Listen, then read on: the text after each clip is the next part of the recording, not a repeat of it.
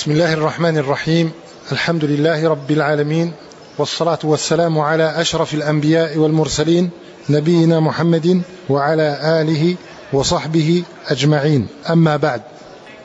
Nous nous retrouvons aujourd'hui pour parler d'un sujet de la plus haute importance, le sujet le plus important de notre religion, à savoir le tawhid. Et on entend ici par tawhid, le tawhid dont nous allons parler tout particulièrement, c'est tawhid al-uluhiyya ou tawhid al-ibadah, c'est-à-dire l'unicité d'Allah Azza wa Jal dans l'adoration. Ce principe, cette règle, tawhid al-uluhiyya, c'est la chose la plus importante de notre religion. Notre religion tout entière appelle au tawhid. C'est pour cela que Ibn al-Qayyim rahimahullah ta'ala mentionne que chaque verset du Coran, ou que le Coran tout entier, appelle en réalité au tawhid. Car les versets du Coran sont soit des versets qui parlent d'Allah Azza wa Jal, et c'est du tawhid, l'unicité d'Allah ta'ala que ces versets parlent, soit des versets qui nous appellent à adorer Allah ta'ala seul, et une fois de plus, c'est du tawhid, l'unicité d'Allah ta'ala que ces versets parlent. Soit le sujet des versets sont les récits des peuples qui ont adoré Allah ta'ala seul et la récompense qui leur a été réservée, et une fois de plus, ces versets parlent du tawhid et de l'unicité d'Allah Azza wa Jal dans l'adoration. Soit des peuples qui se sont détournés du tawhid et de l'adoration d'Allah Azza wa Jal seul et se sont mis à adorer autre qu'Allah Azza wa Jal, et à ce moment-là, c'est encore du tawhid que ces versets parlent, puisqu'ils mentionnent le châtiment et l'échec réservé à ceux qui adorent autre qu'Allah Azza wa Jal. Donc, notre religion tout entière, le livre d'Allah Ta'ala tout entier, parle du tawhid et de l'unicité d'Allah Azza wa Jal dans l'adoration, du fait qu'Allah Ta'ala est le seul à avoir le droit d'être adoré. Et c'est d'ailleurs pour cela que ceux qui connaissaient le message du prophète Mohammed sallallahu alayhi wa sallam, ceux qui entendaient quelques versets du Coran, savaient directement que l'essence de ce message, la notion principale de ce message, était l'adoration d'Allah Ta'ala seul, sans ne rien lui associer. Allah Ta'ala nous mentionne que des djinns ont entendu des versets du Coran, et ils ont dit, comme Allah Ta'ala le dit dans Surat al-Jinn, قُلْ أُوحِيَ إِلَيَّ أَنَّهُ اسْتَمَعَ نَفَرٌ مِّنَ الْجِنِّ فَقَالُوا إِنَّا سَمِعْنَا قُرْآنًا عَجَبًا. Dit, il m'a été révélé qu'un groupe de djinns ont écouté ce Coran et ont dit, nous avons entendu une lecture certes étonnante. يَهْدِي إِلَى الرُّشْدِ فَآمَنَّا بِهِ. Il appelle et guide vers la droiture, alors nous y avons cru. وَلَن نُشْرِكَ بِرَبِّنَا أَحَدًا. Et donc, nous n'associerons plus rien à Allah Azza wa Jal. Ils ont compris, dès leur première écoute du Coran, que ce Coran impliquait qu'ils n'adorent rien en dehors d'Allah Azza wa Jal. Et c'est pour cela que lorsqu'on demandait à certains compagnons du prophète sallallahu alayhi wa sallam, à quoi est-ce que le messager d'Allah sallallahu alayhi wa sallam vous appelle, ou que l'on posait cette question à des gens qui n'avaient pas encore cru, eh bien ils répondaient, il nous appelle à adorer Allah Azza wa Jal seul, sans ne rien lui associer, car ils comprenaient que le message du prophète sallallahu alayhi wa sallam était celui-ci. L'imam al-Bukhari rahimahullah ta'ala rapporte dans son recueil authentique que Abu Sufyan, avant de se convertir, a fait la rencontre d'un roi romain qu'on appelle Héracl. Et lorsque Héracl lui a demandé, à quoi est-ce que vous appelle ce prophète, il a répondu, il nous appelle à adorer Allah Azza wa Jal seul, sans ne rien lui associer. يقول لنا اعبدوا الله ولا تشركوا به شيئا. Donc même les mouchriquines savaient que le message du prophète sallallahu alayhi wa sallam était celui-ci, celui d'adorer Allah Azza wa Jal seul, sans ne rien lui associer. Et c'est pour cela aussi qu'Allah Ta'ala mentionne dans Surat Sad qu'ils ont dit, أجعل الآلهة إلها واحدا إن هذا لشيء عجاب. A-t-il fait de toutes les divinités une seule divinité digne d'être adorée? Eh bien, c'est certes quelque chose d'étonnant.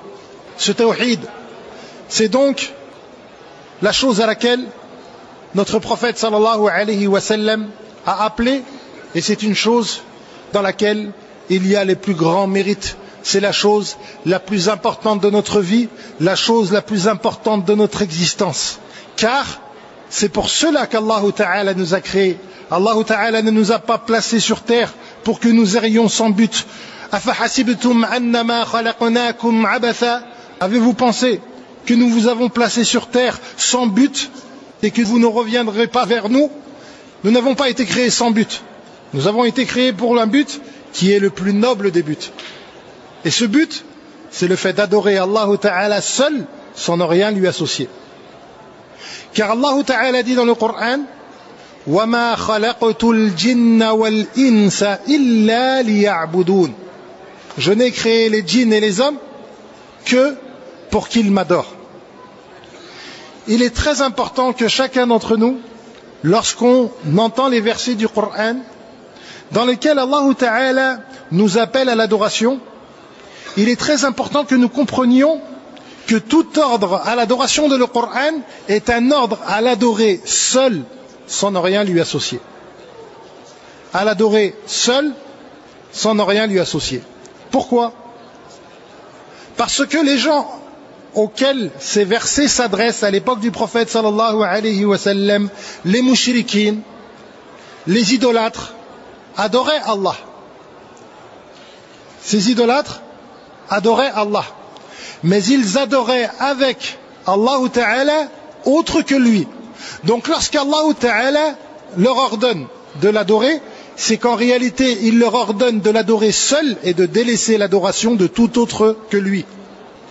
Regardez le verset de Surat Al-Baqarah lorsqu'Allah Ta'ala dit قُلْ أَتُحَاجُّونَنَا فِي اللَّهِ وَهُوَ رَبُّنَا وَرَبُّكُمْ. Dit, argumentez-vous avec nous à propos d'Allah Ta'ala alors que c'est notre Seigneur et le vôtre, c'est-à-dire que les idolâtres de l'époque du prophète sallallahu alayhi wa sallam savent qu'Allah est leur Seigneur.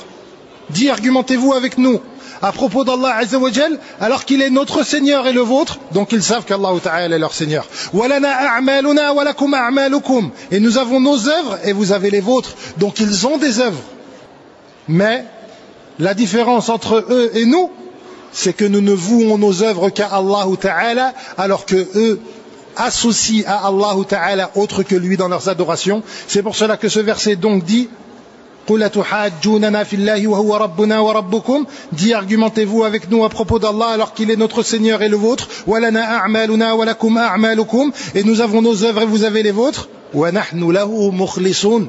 Mais nous sommes sincères et ne vouons nos adorations qu'à Allah Ta'ala seul. C'est pour cela aussi qu'Allah Ta'ala dit dans le Coran قُلْ يَا أَيُّهَا الْكَافِرُونَ. Dans cette sourate, Allah Ta'ala s'adresse au prophète sallallahu alayhi wa sallam en lui disant de dire aux mécréants La a'budu ma ta'budun. Je n'adore pas ceux que vous adorez. C'est-à-dire que le prophète sallallahu alayhi wa sallam se désavoue et condamne tout ce qui est adoré en dehors d'Allah Azza wa Jal et tout culte voué à autre qu'Allah Ta'ala. Puis dans le verset il est dit Wala antum abiduna ma a'bud. Et vous n'êtes pas les adorateurs de celui que j'adore. Pourtant nous avons mentionné qu'ils adoraient Allah. Et dans ce verset on voit qu'il est nié le fait que ces gens soient les adorateurs d'Allah. Comment doit-on comprendre cela? Ce verset indique en réalité que toute personne qui adore avec Allah Ta'ala autre que lui, eh bien en réalité, c'est comme s'il n'adorait pas réellement Allah Ta'ala. Car l'adoration vouée à autre qu'Allah Azza wa Jal rend celle qui est vouée à Allah Ta'ala seule sans aucune valeur. Wala antum abiduna ma a'bud. Vous n'êtes pas les adorateurs de celui que j'adore. Ils vouent certaines de leurs œuvres à Allah, mais du moment où ils ont adoré autre qu'Allah avec lui, eh bien ce ne sont pas de véritables adorateurs d'Allah Azza wa Jal. Le seul véritable adorateur d'Allah Ta'ala, c'est celui qui l'adore seul, sans ne rien lui associer. Le tawhid a donc de nombreux mérites. Parmi les mérites du tawhid, il y a le fait, comme on l'a mentionné tout à l'heure, que c'est la raison pour laquelle nous avons été créés. C'est le but de notre création. Allah Ta'ala dit dans le Coran, وَمَا خَلَقْتُ الْجِنَّ وَالْإِنسَ إِلَّا لِيَعْبُدُونَ. Je n'ai créé les djinns et les hommes que pour m'adorer. Donc, adorer Allah Ta'ala seul. C'est pour cela qu'Ibn Abbas, radiyallahu anhuma, lorsqu'il explique ce verset, il dit liya'budun, c'est-à-dire liyuwahhidun, pour qu'il m'adore seul. Parmi les bienfaits ou les textes qui montrent l'importance du tawhid, il y a le fait que le tawhid, c'est le droit d'Allah Azza wa Jal sur ses créatures. Un jour, le prophète sallallahu alayhi wa sallam était sur sa monture et il avait derrière lui Mu'adh ibn Jabal radiyallahu anhu. Alors le prophète sallallahu alayhi wa sallam s'est adressé à lui en lui disant: Ya Mu'adh, atadri ma haqqullahi ala al-ibad wa ma haqqul ibadi ala Allah? Ô Mu'adh, sais-tu quel est le droit d'Allah sur ses créatures et le droit des créatures sur Allah? Alors Mu'adh ibn Jabal radiyallahu anhu lui a répondu: Allahu wa rasuluhu a'lam. Allah et son messager sont plus savants. Puis le prophète sallallahu alayhi wa sallam lui a dit: Haqqullahi ala al-ibad, le droit d'Allah sur les créatures, an ya'buduhu wa la yushriku bihi shay'a, et de l'adorer sans ne rien lui associer. Wa haqqul ibadi ala Allah, et le droit des créatures sur Allah, an la yu'adhiba man ya'buduhu wa la yushriku bihi shay'a, et qu'il ne châtie pas ceux qui l'adorent seuls sans ne rien lui associer.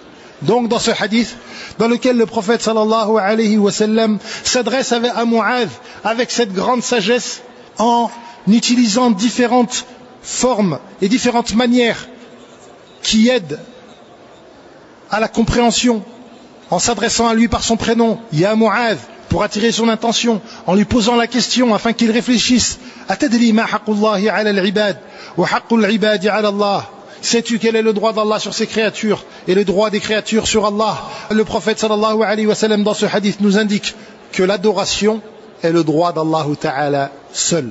Donc, nos œuvres, nos adorations ne doivent être vouées qu'à lui, car c'est le droit d'Allah Ta'ala seul. À l'opposé de cela, le shirk, qui est le fait de vouer son adoration à autre qu'Allah, eh bien c'est la plus grande des injustices. Puisque c'est le fait de vouer les œuvres qui sont le droit d'Allah Ta'ala seul, celui qui est le créateur de toutes choses, celui qui nous a comblés de bienfaits, nous a créés. Eh bien, commettre le shirk, c'est vouer cette adoration qui est son droit à autre que lui, et c'est donc la pire des injustices. Et c'est pour cela que lorsque Luqman s'adressa à son fils, il lui dit: Ya bunay, la tushrik billah, inna ash-shirka la dhulmun azim. Ô mon fils, ne commets pas le polythéisme, ne commets pas le shirk, car le shirk est certes une immense injustice. Parmi les bienfaits du tawhid, il y a le fait que le tawhid est la cause pour nous interdire l'enfer et permet à celui qui l'applique de ne pas entrer en enfer. Itban ibn Malik radiyallahu anhu rapporte que le prophète sallallahu alayhi wa sallam a dit: Inna Allah harrama ala an-nar man qala la ilaha illa Allah yabtaghi bidhalika wajha Allah. Dans ce hadith, Itban ibn Malik rapporte que le prophète sallallahu alayhi wa sallam a dit: Allah Ta'ala a interdit l'enfer à toute personne qui dit La ilaha illallah, c'est-à-dire nul n'est digne d'être adoré en dehors d'Allah, yabtaghi bidhalika wajha Allah, et qui recherche par cela le visage d'Allah Azza wa Jal. Littéralement, le sens de ce hadith, c'est qu'il recherche le visage d'Allah Ta'ala. Et notre croyance à nous, adeptes de la sunna, suiveurs du prophète sallallahu alayhi wa sallam, c'est d'affirmer ce que les textes affirme et d'attribuer à Allah Ta'ala ce qu'Allah Ta'ala s'attribue lui-même ou que le messager d'Allah sallallahu alayhi wa sallam lui attribue. Donc, nous expliquons ce hadith dans le sens où il recherche le visage d'Allah Azza wa Jal. Et cela implique qu'il recherche la satisfaction d'Allah Ta'ala, dont l'une de ses récompenses est que les croyants verront le visage d'Allah Azza wa Jal au paradis, ce qui est pour eux la plus belle des récompenses. Dans ce hadith que Itban ibn Malik nous rapporte, on voit que le tawhid est la cause pour nous interdire l'enfer, puisque celui qui prononce la ilaha illallah, celui qui dit que nul n'est digne d'être adoré en dehors d'Allah Azza wa Jal, eh bien Allah Ta'ala lui interdira l'enfer, et cette parole est la parole du tawhid.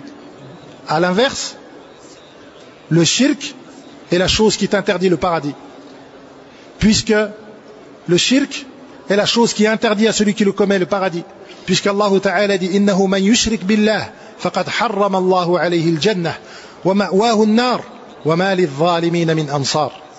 Toute personne qui voue un associé à Allah Azza wa Jal, eh bien Allah Ta'ala lui interdira le paradis et son refuge sera l'enfer, et les injustes n'auront personne pour les secourir. Regardez donc, le tawhid est la cause pour nous interdire l'enfer, et le shirk est la cause pour interdire le paradis. C'est donc un grand mérite du tawhid et un grand danger du shirk.